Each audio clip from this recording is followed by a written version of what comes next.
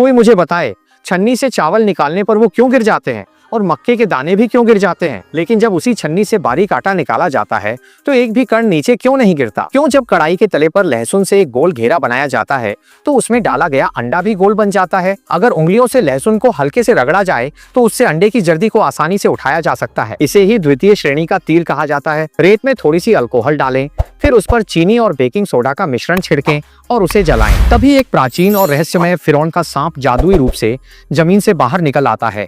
एक साधारण स्ट्रॉ से आलू को नहीं छेदा जा सकता, लेकिन अगर स्ट्रॉ के एक सिरे को अंगूठे से बंद कर दें और जोर से चुभाएं तो आप आसानी से आलू को भेज सकते हैं।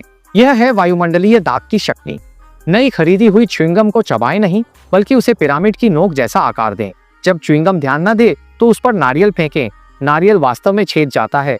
यह है नॉन न्यूटोनियन द्रव की ताकत। चुपके से अंडे पर कुछ दाने नमक छिड़कें और घर्षण का उपयोग करके दूसरी भारी अंडे को भी आसानी से खड़ा कर सकते हैं। सफेद गुब्बारे के अंदर एक काला गुब्बारा डालें, दोनों को फुलाएं, फिर उन्हें धूप में रखें और आवर्धक कांच से फोकस करें। अंदर के काले गुब्बारे को दूर से फोड़ना कैसे संभव है?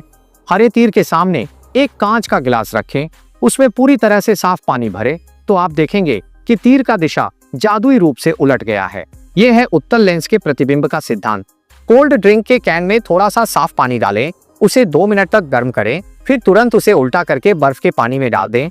कैन तुरंत ही अपनी आकृति बदल लेगा। गर्मियों में क्या अभी आप बर्फ का पानी पीने की हिम्मत करेंगे? पानी से भरी बोतल के मुंह पर एक पिंग पोंग बॉल रखें, फिर बोतल को उल्टा कर दें तो पानी पिंग पोंग बॉल से पूरी तरह सील हो जाता है। यही है पानी का सतही तनाव। 2 गिलास तैयार करें, एक में साफ पानी भरें और दूसरे में खाने का तेल भरें। कांच की छड़ी को पानी में डालें तो कांच मोटा दिखाई देता है। जब कांच की छड़ी को खाने के तेल में डालते हैं तो वह गायब हो जाती है। यही है प्रकाश के अपवर्तन का सिद्धांत। बोतल में थोड़ा सफेद सिरका डालें, फिर बोतल के मुंह पर बेकिंग सोडा भरा गुब्बारा लगाएं।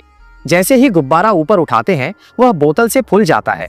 गुब्बारा आग के संपर्क में आते ही फट जाता है, लेकिन अगर गुब्बारे में थोड़ा पानी भर दें तो चाहे वह जलकर काला हो जाए, नहीं फटता। ऐसा क्यों होता है?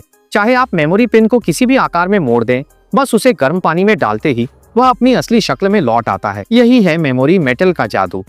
कपास की डोरी के दोनों सिरों को 2 कपों से जोड़ दें, फिर जिस कप में पानी है उसे थोड़ा झुकाकर उठाएं तो सारा पानी कपास की डोरी के सहारे खाली कप में चला जाएगा। इसे ही केशिका आकर्षण, कैपिलरी एक्शन कहते हैं। रुई की छड़ी को संतरे के रस में डुबोकर कागज पर वह बात लिखें जो आप कहने की हिम्मत नहीं करते।